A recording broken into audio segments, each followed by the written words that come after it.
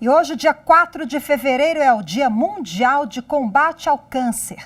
No Brasil, a luta contra a doença muitas vezes passa por batalhas judiciais iniciadas por pacientes que não recebem o atendimento gratuito garantido pela Constituição Federal. E como se não bastassem todos esses desafios, eles ainda têm que enfrentar o impacto da pandemia da Covid-19. Os especialistas apontam que a pandemia da Covid-19 teve impacto negativo na prevenção ao câncer. Com a exigência de ficar em casa, o exame de rotina ou aquela consulta para investigar algum desconforto ainda pequeno teve que ficar para depois. E em São Paulo, por exemplo, houve queda de 30% no registro de novos pacientes em 2020, segundo o ICESP, o Instituto do Câncer do Estado. E os pacientes que já estavam se tratando também sofreram com as consequências. Nós realizamos uma pesquisa que foi feita em todo o território nacional. 67% dos respondentes disseram que tiveram alguns procedimentos cirúrgicos que foram atrasados ou não realizados. Já de acordo com o INCA, o Instituto Nacional do Câncer, a pandemia não teve influência sobre o número de casos, mas fez com que alguns pacientes descobrissem a doença em fase mais avançada. Como as pessoas não querem sair de casa porque estão com medo da pandemia, elas estão atrasando o diagnóstico. Por exemplo, os exames de rotina, tudo que pode ser adiado está sendo adiado. Agora, em 2021, com a chegada das vacinas e com o retorno das atividades cotidianas, há uma expectativa do aumento de pacientes em busca de diagnóstico e também das ações na justiça pedindo tratamento para aqueles que não conseguem na rede pública. Um relatório do CNJ aponta que nos últimos 6 anos, mais de 2.500.000 processos foram abertos no judiciário, pedindo principalmente medicamentos novos, que ainda não são oferecidos pelo SUS. Mas não é apenas para ter acesso a novidades que pacientes precisam recorrer à justiça. Há até mesmo tratamentos e exames obrigatórios, muitas vezes, são negados pelo SUS.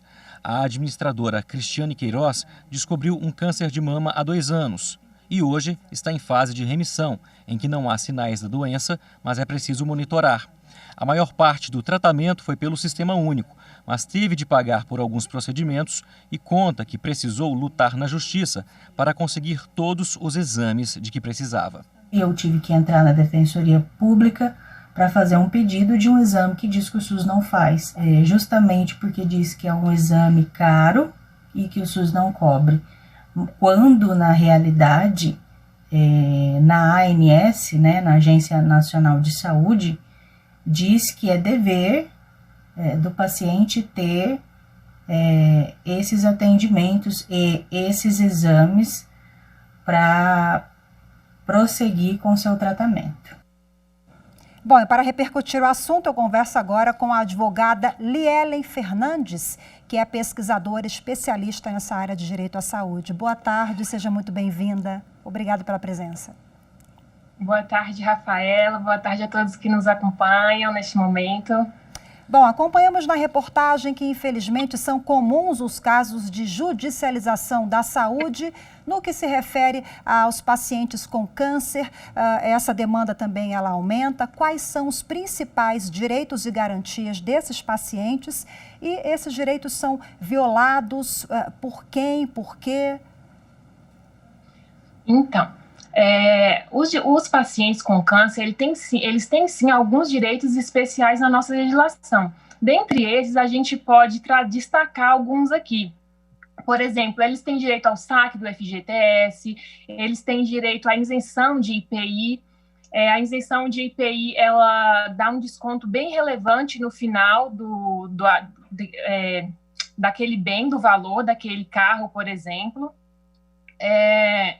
O paciente também com câncer, ele tem direito ao passe livre aqui no DF, é bem tranquilo de requerer, é só ir lá, salvo engano, na 112 Sul. E também o paciente com câncer, ele tem prioridade judicial. Lá no artigo 1048 do CPC, traz que pacientes com doenças graves, eles têm sim esse direito de prioridade, ter o seu processo mais analisado mais rapidamente. E na saúde também, no que se refere ao atendimento, a cirurgias, a tratamento, o SUS, o Sistema Único de Saúde, ele oferece também essa prioridade aos pacientes com câncer? Então, o SUS ele oferece o atendimento integral a esses pacientes com câncer, desde o início do diagnóstico, tratamento, cirurgia, até o pós-cirúrgico. Inclusive, pacientes que fazem cirurgia de câncer de mama, eles têm a concessão da cirurgia reparatória, né?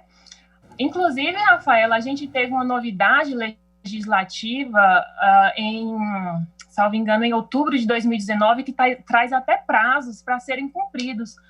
Traz um prazo de 30 dias para que o paciente ele inicie os exames para investigar qual tipo de câncer que ele tem e traz também um prazo de 60 dias para que ele inicie efetivamente o tratamento já do câncer.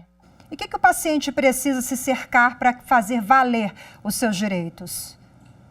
Então, o que a gente aconselha é que ao ele necessitar do atendimento, seja pelo plano, seja pelo SUS, e tenha uma negativa inicial, que ele primeiro entre em contato com a ouvidoria, com o 0800, com a parte administrativa daquele setor.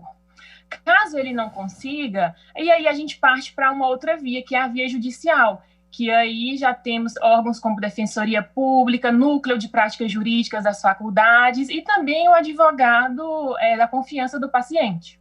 A gente falou agora do SUS, os pacientes têm direito ao atendimento, ao tratamento completo, mas e a medicação? É um tema muito sensível também e nem todos os pacientes têm acesso, né? Muitas vezes não tem na rede pública do seu estado ou município.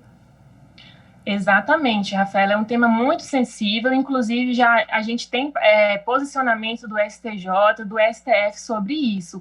Com relação aos medicamentos que não são inscritos no SUS, o STJ ele tem um posicionamento que esses medicamentos eles podem sim ser concedidos, mas eles têm que preencher alguns requisitos. Quais são eles? Olha, para fazer esse requerimento, para esse requerimento ser concedido ao paciente, tem que ter uma comprovação por meio de um laudo médico fundamentado e circunstanciado, expedido pelo médico que assiste o paciente.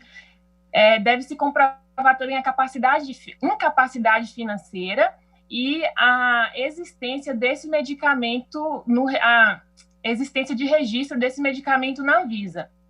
Esse procedimento é para medicamentos que não estão na lista do SUS, caso seja judicializado. Em caso de uma eventual judicialização, é bom que o paciente também guarde toda essa papelada, documentação, pedidos, encaminhamentos. Isso é importante também para que, se ele precisar no futuro, né, acionar uma... Exatamente, né? Exatamente. Ok, muito obrigada pela sua orientação, pelas suas dicas. O tempo é curto, o assunto rende, mas ficou o recado muito, aí. Rende muito. São direitos e garantias, direitos extensos, o paciente precisa se informar, porque o Dia de Combate ao Câncer é uma data também para a gente refletir sobre essa temática, né? Muito obrigada, boa tarde mais uma vez. Boa tarde, eu que agradeço. Tchau, tchau.